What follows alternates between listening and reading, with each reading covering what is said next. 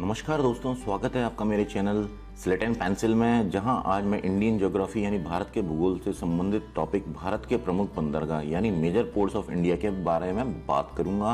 पूरे विस्तृत जानकारी हम इसमें लेंगे। पुराने सालों में जो सवाल आए हुए हैं उनकी बातें करेंगे, किस तरह के सवाल पूछे जाते हैं उनकी बातें करेंगे। तो शुरू करते हैं। इसमें सबसे पहली बात आती है भारत के प्रमुख बंदरगाहों में कि बंदरगाह होते क्या हैं।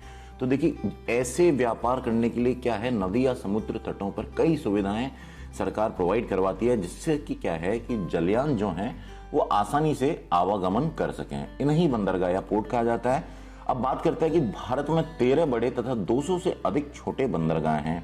बड़े बंदरगाहों का संचालन केंद्र सरकार करती है और छोटे बंदरगाह जनरली राज्य सरकारों के अंतर्गत आते हैं।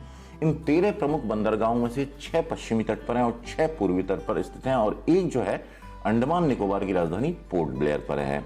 और जो 13 बड़े बंदरगाह हैं उनमें से सर्वाधिक 3 तमिलनाडु में है और 2 से छोटे बंदरगाहों में से सर्वाधिक 53 महाराष्ट्र में। तो ये मोटी मोटी जानकारी मैंने आपको दी। इनमें से भी कुछ सवाल बनते हैं, पर हम इस तरीके से पढ़ने के बजाय पहले ये समझ लेते हैं कि सवाल जो पूछे जाते हैं। तो देखिए, कौन सा बंदरगाह किस राज्य में है, किस खाड़ी में है, किस नदी के किनारे है, कौन सा बंदरगाह सबसे बड़ा है, सबसे पुराना है, प्राकृतिक है, कृत्रिम है, किस तरीके का है, इस तरह के सवाल, या बंदरगाहों का सही युग्म पहचानने से संबंधित सवाल, या बंदरगाहों को वो आपसे कहेगा कि भाई पूर्व से पश्चिम की तरफ जमाओ या उत्तर से दक्षिण की तरफ जमाओ। तो हम एक एक करके पहले ट्रिक्स के माध्यम से इनको याद करते हैं और मैप्स में भी पहले एक बार देख लेते हैं। तो सबसे पहले हम बात करते हैं कि गुजरात में यदि हम बात करें तो कच्छी खाड़ी से शुरुआत करते हैं। इधर कच्छी खाड़ी है, देखिए पश्चिमी तट पर अरब सागर है, और पूर्वी तट पर बात करें बंगाल की खाड़ी है, और दक्षिण में यहाँ पे होता है श्रीलंका और हिंद महासागर। तो यहाँ कच्छ की खाड़ी पे कांडला बंदरगाह आपको दिख रहा है जो कि गुजरात में है।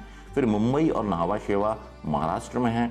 मरमुगांव जो है गोवा में है, और न्यू मंगलोर आपका कर्नाटक में, और इसके अलावा कोचीन या जैसे कोच्चि भी बोलते हैं केरला में। यानी 1 2 3 4 5, ये 5 और ये 6 जो आपके प्रमुख बंदरगाह हैं वो आपके भारत के पश्चिमी तट पर हैं। उसके अलावा तूतीकोरिन, चेन्नई और एन्नोर ये तमिलनाडु में, विशाखापट्टनम आपका आंध्र प्रदेश में, पारादीप आपका उड़ीसा में, और कोलकाता हल्दिया आपके पश्चिम बंगाल के अंदर हैं। यानी 1 2 3 4 5 6 ही आपके पूर्वी तट पर हैं। 6 और 6 12 तो ये हो गए, और जो 13वां है पोर्ट ब्लेयर पर है आपका केंद्र शासित प्रदेश में। तो दोस्तों, आप इन सारे बंदरगाहों के बारे में हम डिटेल में बात करेंगे, एक एक करके ट्रिक से इनको याद करेंगे। वीडियो को पूरा देखिएगा आप। तो सबसे पहले इसी की बात करते हैं कि देखिए, यहाँ पे मैंने आपको एक पिक्चर शोले दिखा रखी है। तो जब पिक्चर शोले रिलीज हुई थी तो इतनी लोकप्रिय हुई थी कि भारत के तटीय सीमा पर जितने भी सिनेमाघर हैं, यहाँ से लेकर यहाँ तक जितने भी सिनेमाघर हैं, उन सब में एक साथ रिलीज कर दी गई। तो पिक्चर शोले से आपको याद आ जाएगा 75-16, और 75-16 क्या है, भारत की जो तटीय सीमा है उसकी कुल लंबाई कितनी हो गई, 75-16। बहुत ही इंटरेस्टिंग हो गया। आगे चलते हैं। कांडला जो बंदरगाह है आता है आपका गुजरात के अंदर। तो देखिए, जब कैसे याद करेंगे इसको कि देखिए, हम दुनिया को समझाते हैं, किसी को भी समझाते हैं तो कैसे बोलते हैं कि ऐसा कांड मत कर भैया, ऐसा काम मत करना जो कि सारी रात आपको जेल में ही गुजारनी पड़ जाए। गुजारनी पड़ी रात से आपको गुजरात याद आ जाएगा, और कांड से ऐसा कांड मत करना। तो बात आ जाती है जब जेल की, तो चलो भैया जेल में पहुंच गया। जेल में अंग्रेजों के जमाने का एक जेलर था, उसने जाते ही ऐसा कांड बोला कि तू ऐसा कांड करके आया, अब तो रात जेल में ही गुजार। तो सबसे पहली बात है कि देखो भैया, जाते जेलर ने कहा कि भैया अपने कपड़े खोल, नंगा हो और आराम से बैठ जा, शांति से बैठ जा, प्राकृतिक अवस्था में आ जाए। तो विनती की कि नहीं नहीं नहीं नहीं, इतना नहीं, कम से कम कच्छा तो पहने रहने दो। तो प्राकृतिक अवस्था और कच्छे से हमारा निकल के आ जाता है कि जो कांडला बंदरगाह है गुजरात में वो एक प्राकृतिक बंदरगाह है, कच्छे में बैठाया यानी कच्छ की खाड़ी के पास स्थित है। बात आगे बढ़ी, जब भूख लगी तो जेलर ने कहा कि ले ज्वार की रोटी खा ले। ज्वार की रोटी से ये एक ज्वारीय बंदरगाह है। बात आगे की कि क्या मैं यहाँ पे मोबाइल का इस्तेमाल कर सकता हूँ, मुझे मुक्त व्यापार करना है। जेलर ने कहा यार, तेरे को जो भी मुक्त व्यापार करना है यहाँ तो नहीं कर सकता, इससे बढ़िया है मैं तेरे को मुक्ति दे दूं, तेरे को इस जेल से स्वतंत्र कर दूं। तो आपको तुरंत से दिमाग में आएगा कि यार मुक्त व्यापार की बात है तो ये कांडला मुक्त व्यापार क्षेत्र है। जेल से स्वतंत्र करने की बात है तो स्वतंत्रता के बाद विकसित किया पहला पत्थर है। देखो दोस्तों, है ना बहुत इंटरेस्टिंग। छोटी सी कहानी के माध्यम से आपने 5 क्वेश्चन तैयार कर लिए। ये पांचों के पांचों क्वेश्चन इस पर आए हुए हैं आपकी एग्जाम्स में।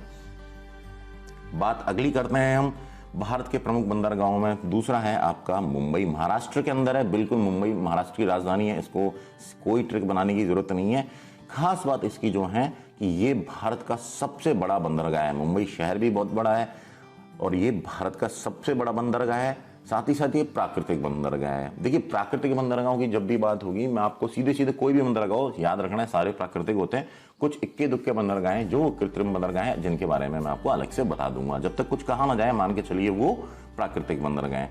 दूसरा, भारत का प्रवेश द्वार भी इसको कहा जाता है, क्योंकि यहाँ पे जितना बिजनेस होता है तो विश्व का सारा व्यापार जब यहाँ से होता है, कहा जाता है कि हिंदुस्तान में व्यापार करना है तो यहाँ की जो वित्त जो राजधानी है, फाइनेंशियल कैपिटल है, मुंबई पे जाओ तो भारत का प्रवेश द्वार भी मुंबई को कहा जाता है और इसी बंदरगाह को कहा जाता है। पश्चिमी तट का ये सबसे बड़ा बंदरगाह हो गया, सबसे बड़ा प्राकृतिक बंदरगाह हो गया, क्योंकि ओवरऑल ही सबसे बड़ा बंदरगाह है, तो सभी तरह के बंदरगाहों में सबसे बड़ा बंदरगाह मुंबई हो ही जाता है। बात आती है अगली, नावा शेवा महाराष्ट्र की। देखिए, इसको हमें याद करना पड़ेगा ट्रिक से। तो देखिए, सबसे पहले नावा शेवा के अंदर आपको शिव दिख रहा है, शिव, तो शिव से आपको शिवसेना याद आती है और शिव से ही आपको शिवाजी याद है। तो इन दोनों का संबंधी आपको पता है महाराष्ट्र से है, बिल्कुल आसानी से याद हो जाएगा। दूसरा तरीका क्या है, नहावा शेवा से नहावा यानी नहाया और शेव किया। देखिए, नहाया और शेव किया, दुनिया पहले शेव करती है फिर नहाती है, लेकिन जिन लोगों को अर्जेंट काम करना होता है, जैसे कि बॉलीवुड हीरो, उनको तुरंत से शूटिंग में जाना होता है, तो पहले वो नहा लेते हैं, उसके बाद फिर दोबारा शेव करते हैं ताकि वो बहुत अच्छे, ज्यादा अच्छे लगे, बिल्कुल एकदम चिकन लगे। और ऐसा काम कौन करते हैं, सिर्फ बॉलीवुड हीरो। तो जब बॉलीवुड हीरो की बात आती है तो सीधे सीधे महाराष्ट्र की इमेज हमारे दिमाग में छप जाती है, मुंबई की इमेज हमारे छप जाती है, और नावा शेवा मुंबई का ही सहायक बंदरगाह है।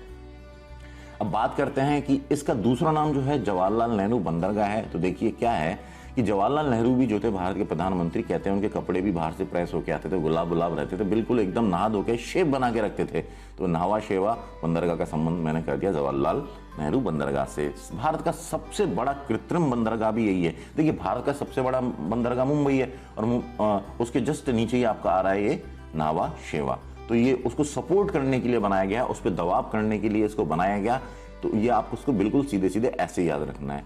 शेवा के अंदर सेवा या सहायता आ रहा है, तो मुंबई बंदरगाह का ये सहायक बंदरगाह है। अब देखिए, यदि कोई आदमी शेव करेगा तो शेविंग के लिए किट रखेगा, कंटेनर के अंदर अपना सारा रेजर वगैरह ये सब संभाल के रखेगा। तो शेविंग कंटेनर से आपको देखना है कि यह भारत का सबसे बड़ा कंटेनर बंदरगाह है। नावा शेवा भारत का सबसे बड़ा कंटेनर बंदरगाह है और सबसे आधुनिक एवं सर्व सुविधा युक्त है। और मैंने आपको बताया ये मुंबई का दक्षिण में स्थित है और उसका दबाव करने के लिए इसको विकसित किया गया। अगला है मार्मुगांव या मर्मुगांव जिसको बोलते हैं, ये गोवा राज्य के अंदर है। बिल्कुल गांव गांव से आपको सीधे सीधे कनेक्ट हो रहा है गोवा, इसको याद बिल्कुल ऐसी पकड़ में आ जा रहा है। अब लेकिन बात आती है मारमू से। देखिए, मारमू से बनाओ मामा, मामा, ये शकुनी मामा को दे रहा हूं। शकुनी मामा को जुआ खेलने की आदत है, तो जुआ से आपको सीधी सीधे याद आएगा कि जुआरी नदी के मुहाने पर ये मारमू गांव स्थित है। बहुत इंपॉर्टेंट है, जुआरी नदी आ चुका है और ये ऑटोमेटिकली प्राकृतिक बंदरगाह है। दूसरी आती है न्यू मंगलौर, जो कि है कर्नाटक के अंदर। अब देखिए, न्यू मंगलौर, मंगलौर, मंगलौर, मंगलौर से बंगलौर, बंगलौर और बंगलौर है कर्नाटक की राजधानी। तो ये तो आपको सीधा सीधा याद हो जाएगा और ये भी एक प्राकृतिक बंदरगाह है। कोचीन, जिसको कोच्चि भी बोलते हैं, केरल में है, प्राकृतिक बंदरगाह है। तो देखिए, जब हम बात करते हैं कोच्चि की, तो कोच किस में होते हैं, रेल के में होते हैं। कोच किस में होते हैं, रेल में होते हैं। तो कोच से संबंध आपका ये केरल में रेल छुपा हुआ है, केरल से रेल, वहां से आपको पकड़ में आ जाता है। दूसरा तरीका क्या है, कोच्चि से कच्ची, और कच्चा क्या रह गया, करेला रह गया। करेला कोच्चि, कच्चा रह गया करेला। दोनों ही तरीके से आप इसको पकड़ लें। अब दूसरी खास बात, कोचीन शिपयार्ड लिमिटेड यहाँ पर स्थित है, जो देश का सबसे बड़ा शिपयार्ड है। यहाँ पे जहाज बनाने का काम होता है।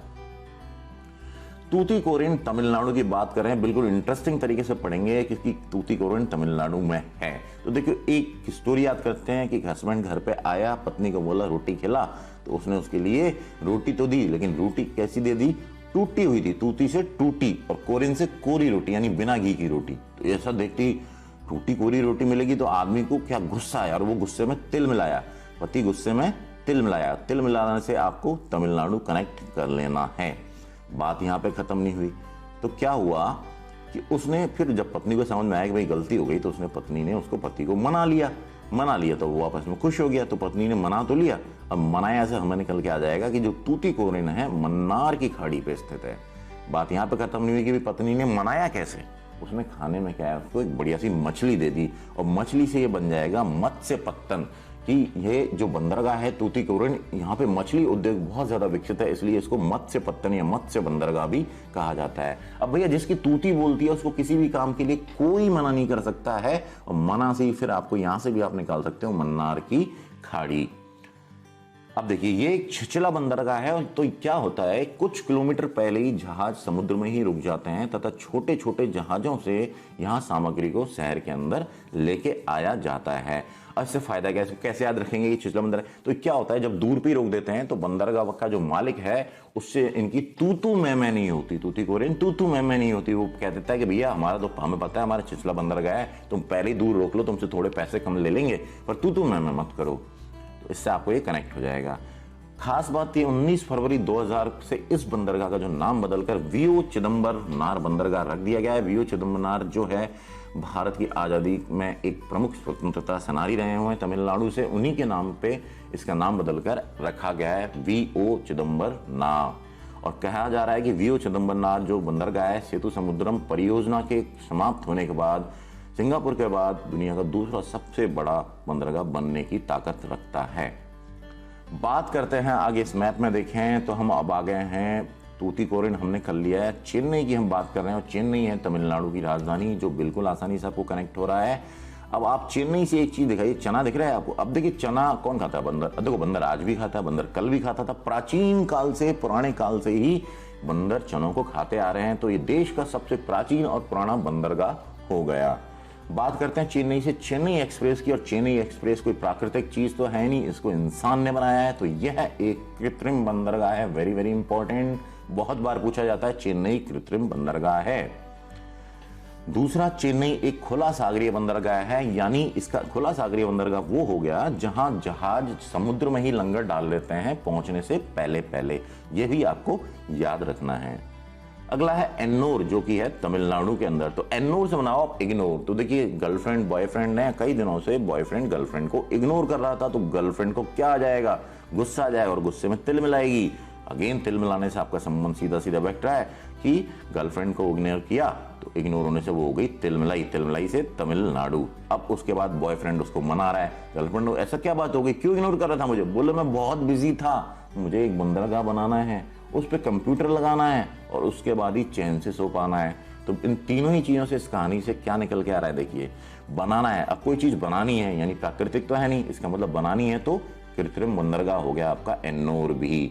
दूसरा, चेन्नई बंदरगाह का ये सहायक बंदरगाह हो गया है, क्योंकि ये कृत्रिम बंदरगाह है तो कृत्रिम बंदरगाह जनरली सहायक ही होते हैं। जैसे चेन्नई का सहायक बंदरगाह उसकी हेल्प करने के लिए बनाया गया है। देश का प्रथम कंप्यूटराइज एवं निगमित बंदरगाह भी यही है। मैंने कहा था बंदरगाह बनाना है, कंप्यूटर लगाना है, तो कंप्यूटर से संबंध बैठ गया। उसके बाद चैन से सौंपा जाना है, यानी चेन्नई का ये सहायक बंदरगाह है एन्नोर तमिलनाडु। अब बात करते हैं तमिलनाडु का। आपको पता है सबसे पहला चेन्नई, इसका तमिलनाडु में सबसे ज्यादा 3 बंदरगाह हैं जो मुख्य बंदरगाह उनमें से, और बाकी जो छोटे बंदरगाहों में सबसे ज्यादा बंदरगाह महाराष्ट्र के अंदर है 53। परंतु इसकी बात करते हैं चेन्नई आपको सीधे सीधा, तो बच्चे 2 की बात करते हैं। तमिलनाडु का जो तट है उसको मैंने लिखा TAT तट, और तट से आपको सीधा सीधा निकल के आ जाएगा T से तूतीकोरिन, A से एन्नोर और T से तमिलनाडु के ये सब तट हैं। तूतीकोरिन एन्नोर तमिलनाडु में है। इस तरीके से भी आप कनेक्ट कर सकते हैं। बात करते हैं विशाखापट्टनम आंध्र प्रदेश में। तो देखिए आंध्र से बनाई है अंधे, और अंधे लोगों के कल्याण के लिए जगह जगह देश में शाखाएं खोली गई हैं। अंधों के लिए शाखाएं, शाखाओं से आपको विशाखा याद आएगा और अंधों से आपको आंध्र प्रदेश याद आ जाएगा। बात करते हैं कि दूसरा तरीका है कि विष खा के पड़ गया अंधा। विष खा के पड़ गया अंधा से आपको सीधे सीधे कनेक्ट हो जा रहा है। अब आगे बात करते हैं कि देखिए यह शाखाएं, शाखाएं यानी पेड़ की शाखाएं, ये पेड़ की शाखा, हमने पेड़ ले लिया एक, और ये पेड़ जो है इसकी बात करते हैं तो इस शाखा जो है पेड़ पर है। पेड़ हमें प्रकृति का एहसास कराता है, यानी ये एक प्राकृतिक बंदरगाह है। दूसरी बात करें, पेड़ की जो जड़ होती हैं वो बहुत गहराई तक जाती हैं, और गहराई तक जाने से हमें पता चल जाएगा कि ये भारत का सबसे गहरा बंदरगाह है। विशाखापट्टनम को वैसाखी की भी जरूरत है। वैसाखी की जरूरत क्यों है? क्योंकि यहाँ एक जो बहुत तेज तेज हवाएं चलती हैं, उन तेज हवाओं से इसको बचाने के लिए एक पर्वत है डॉल्फिन नोज, जो कि इसके लिए वैसाखी का काम करता है और तेज समुद्री हवाओं से इसको सुरक्षित रखता है। यह बहुत इंपॉर्टेंट है, याद रखिएगा। पारादीप है उड़ीसा के अंदर प्राकृतिक बंदरगाह। तो इसको कैसे याद रखेंगे, देखिए पारादीप, दीप लीजिए एक और दीप के अंदर डाल दिया मैंने, तेल डालते हैं पर मैं इस बार पारा डाल रहा हूं। पारा डाला, पारा डालते ही क्या हुआ, इसके आगे पंख, और पंख आते ही ये उड़ गया।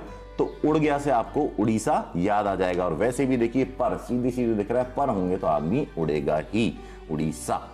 और देखिए पंछी हर मौसम में उड़ता है। तो इसकी इस बंदरगाह की खास बात क्या है कि भारत का एकमात्र ऐसा बंदरगाह है जो सभी मौसमों में काम करता है। कोलकाता और हल्दिया ये बिल्कुल पास पास हैं, जहां हल्दिया कोलकाता का सहायक बंदरगाह है। कारण क्या है कि कोलकाता हुगली नदी के किनारे स्थित है, ये एक नदीय बंदरगाह है और इसलिए हल्दिया जो है समुद्र तट के किनारे स्थित है। पहले हल्दिया पे शिप आते हैं और वहां से सामान कोलकाता आता है। तो देखिए इसको कैसे याद करेंगे, आपको कोलकाता पता है पश्चिम बंगाल की राजधानी है, तो आपको सीधे सीधे हल्दिया याद रखना है। तो हल्दी कहाँ लगाते हो आप, सुंदर बनने के लिए गाल पे लगाते हो और गाल से आपका बंगाल कनेक्ट हो रहा है। आगे बात करते हैं कि खास बात इसकी क्या है, हुगली नदी पर है और कृत्रिम बंदरगाह है। तो कैसे ही आपका कलकत्ता है और कैसे ही आपका कृत्रिम हो जाएगा। इसके दक्षिण में जो हल्दिया बंदरगाह है वहां वो इसका सहायक बंदरगाह है और यहाँ एक तेल शोधन कारखाना भी है। खिदिरपुर और डायमंड हार्बर इसके प्रमुख पोताश्रय हैं, ये भी पूछा जाता है। पूर्वी तट का सबसे बड़ा था तो भारत का दूसरा बहुत बड़ा बंदरगाह है। तो कोई पूछे पूर्वी तट का सबसे बड़ा तो कलकत्ता। भारतीय सामुद्रिक व्यापार का पूर्वी द्वार, जैसे प्रवेश द्वार मुंबई को कहा जाता है, पूर्वी द्वार किसको कहा जाता है, कलकत्ता को कहा जाता है। तो ये मैंने आपको बता दिया कैसे कृत्रिम आप कनेक्ट करना है, कैसे कलकत्ता कैसे कृत्रिम। बात आती है अंतिम जो आपका प्रमुख बंदरगाह है वो है पोर्ट ब्लेयर, जो कि है अंडमान निकोबार के अंदर प्राकृतिक बंदरगाह है। जो क्वेश्चन बनता है इसमें से वो ये है कि 2010 में 13वें बंदरगाह के रूप में इसको मान्यता मिली थी। अब बात कर लेते हैं एक टेस्ट की। तो देखिए जल्दी जल्दी टेस्ट लगा लेते हैं बिल्कुल पुराने सवालों का। पहला सवाल, भारत में कितने मुख्य बंदरगाह हैं, सही जवाब हो जाएगा 13। दूसरा सवाल, किस बंदरगाह को मत्स्य पत्तन कहा जाता है। तो देखिए कांड किया था, कांड करने के बाद जेल में गए, नहीं बिल्कुल गलत। मुंबई सीधे सीधे होता है। तूतीकोरिन यानी तूतू मैमे वाली बात थी, क्या आपको पता है, ताती कोरी रोटी खिलाई थी, बीवी तिलमिलाया, हस्बैंड तिलमिलाया था, गुस्सा आ गया था, उसको मनाया था और मनाने के बाद उसको मछली खिलाई थी। तो यहां से कहानी शुरू हुई थी, तूतीकोरिन इसका सही जवाब हो जाएगा। निम्नलिखित में कौन सा बंदरगाह पश्चिमी तट पर नहीं स्थित है। कांदला गुजरात में हो गया, कांड किया गुजारी रात। मुंबई आपका महाराष्ट्र में है। मंगलोर आपका पता ही है आपको, बेंगलोर कर्नाटक में हो गया। और एन्नोर मैंने तट से भी बताया था, एन्नोर आपका तमिलनाडु के अंदर है। तो सही जवाब हो गया एन्नोर नहीं है। निम्नलिखित में से कौन सा बंदरगाह पूर्वी तट पर स्थित नहीं है। तो देखिए कलकत्ता आपका पश्चिम बंगाल में है, नावा शेवा आपका मुंबई महाराष्ट्र में, यह सही जवाब हो गया नावा शेवा। अगला सवाल है, किस बंदरगाह को भारत का प्रवेश द्वार कहा जाता है। तो सही जवाब हो जाएगा मुंबई। भारत का सबसे बड़ा बंदरगाह कौन सा है, यह भी बहुत आसान है, मुंबई सबसे बड़ा बंदरगाह है। वर्तमान मुंबई बंदरगाह के दबाव को कम करने के लिए कौन से पत्तन का निर्माण किया। मुंबई का सहायक बंदरगाह है आपका नावा शेवा, इसका काम ही सेवा करना है। निम्नलिखित बंदरगाहों में से कौन एक मुक्त व्यापार क्षेत्र है। तो देखिए मैंने कांड करके रात जब जेल में गुजारी तो जेलर ने कहा, क्या कहा था उससे, यहाँ कोई मुक्त व्यापार मत कर, इससे बढ़िया तो मैं तेरे को मुक्ति दे देता हूँ, स्वतंत्रता दे देता हूँ। कांडला इसका सही जवाब हो जाएगा। निम्नलिखित में से कौन एक ज्वारीय बंदरगाह है। तो ज्वारीय बंदरगाह है, ज्वार की रोटी कहाँ पे मिली थी भाई, कांड करने के बाद जेल में मिली थी, तो कांडला। स्वतंत्रता के बाद विकसित किया गया पहला पत्तन था, इसका भी सही जवाब है कांडला। उसने जेलर ने क्या कहा, भाई इससे बढ़िया तो मैं तेरे को मुक्ति दे देता हूं और तेरे को स्वतंत्र कर देता हूं। निम्नलिखित में से कौन सा बंदरगाह जुआरी नदी की एक्चुएरी पर स्थित है। तो सही जवाब हो जाएगा मारमा गाओ। मामा क्या है, जुआरी है, शकुनी मामा जुआरी है।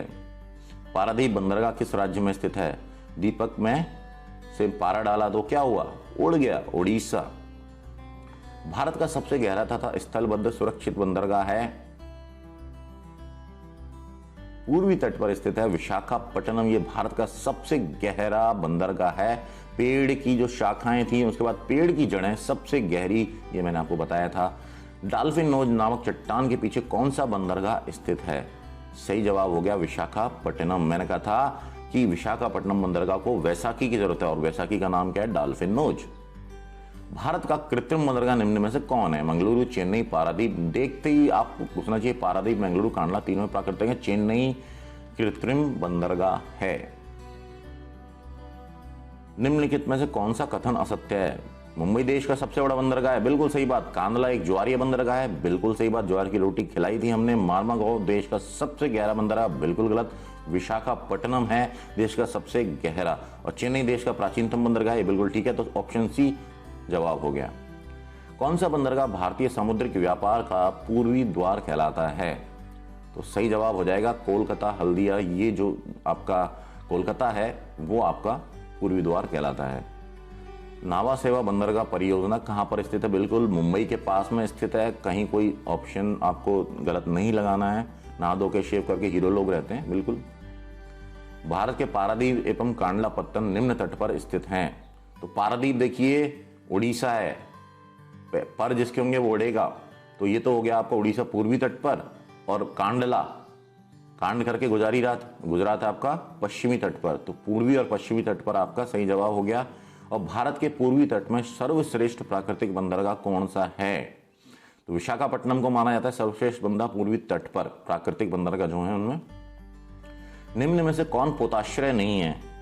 तो सही जवाब हो गया बंगलुरु। ये तो सीधे सीधे एक राजधानी है, मंगलौर जो है वो है। तो कोलकाता किस प्रकार का बंदरगाह है? तो नदी बंदरगाह है, हुगली नदी के किनारे स्थित है। 2010 में किस बंदरगाह को? तो बिल्कुल सही बात है, पोर्ट ब्लेयर को घोषित किया गया था 13वां प्रमुख बंदरगाह। जवाहरलाल नेहरू बंदरगाह कहां पर स्थित है? जवाहरलाल नेहरू बंदरगाह दूसरा नाम है नावा शेवा का। नहा धो के जवाहरलाल नेहरू एकदम शेप बना के रखते थे, और मुंबई के पास स्थित है। कौन सा भारत का प्राकृतिक बंदरगाह नहीं है? चेन्नई इसमें से साफ साफ दूर से दिख रहा है, कृत्रिम है। कौन सा गुजरात का बंदरगाह कस्बा नहीं है? तो देखिए ये क्या है, भारत के छोटे बंदरगाह हैं, ओखा, पोरबंदर, बैरावल वगैरह, और जामनगर में रिफाइनरी है। तो आप इसको सीधे से याद रखें कि जामनगर में कोई बंदरगाह नहीं है। भारत के पूर्वी तट पर स्थित पत्तन है। तो ये बिल्कुल मैप यदि आपको दिमाग में है, जो मैंने आपको ट्रिक्स बताई हैं, स्टेट्स यदि उनके याद हैं, तो आपको सीधे सीधे दिख जाएगा कि पारादीप उड़ीसा में है और हल्दिया आपका कलकत्ता के पास में, दोनों ही पूर्वी तट पर हैं। भारत के निम्नलिखित बंदरगाहों में से कौन सा एक खुला सागरीय बंदरगाह है? तो बिल्कुल सही जवाब है चेन्नई। मैंने कहा था खुला सागरीय बंदरगाह है। मन्नार की खाड़ी पर स्थित है। तो आप जब आप तिलमिलाया था हस्बैंड, तो उसको मनाया था कहाँ? जब उसको ताती कोरी रोटी वाली कहानी चल रही थी, तूतीकोरिन मन्नार की खाड़ी पर स्थित है। भारत का सबसे बड़ा कृत्रिम बंदरगाह जो है नावा शेवा है। तो दोस्तों आज का आपका सवाल है कि निम्नलिखित में कौन सा एक भारतीय पत्तन का उत्तर से दक्षिण की ओर सही अनुक्रम है? आईएएस का सवाल है ये, सिविल सर्विसेज का। आप पे छोड़ता हूं, कमेंट में आप मुझे बताइएगा। और दोस्तों तुरंत से अब समय आ गया, एक लाइक तो दे दो यार, इतनी मेहनत से बन रहा है सारा काम, तो एक लाइक कर दो और चैनल को सब्सक्राइब कर लो, और साथ ही साथ बेल बटन को प्रेस कर लो, ताकि मेरे लेटेस्ट वीडियोस का नोटिफिकेशन आपको टाइम पर मिलता रहे। फेसबुक पर भी मैं अवेलेबल हूँ स्लेट एंड पेंसिल 2020 के नाम से। तो आज के लिए इतना ही दोस्तों, अगले वीडियो में हम मिलेंगे भारत के प्रमुख धरणों के साथ में बहुत जल्दी। धन्यवाद।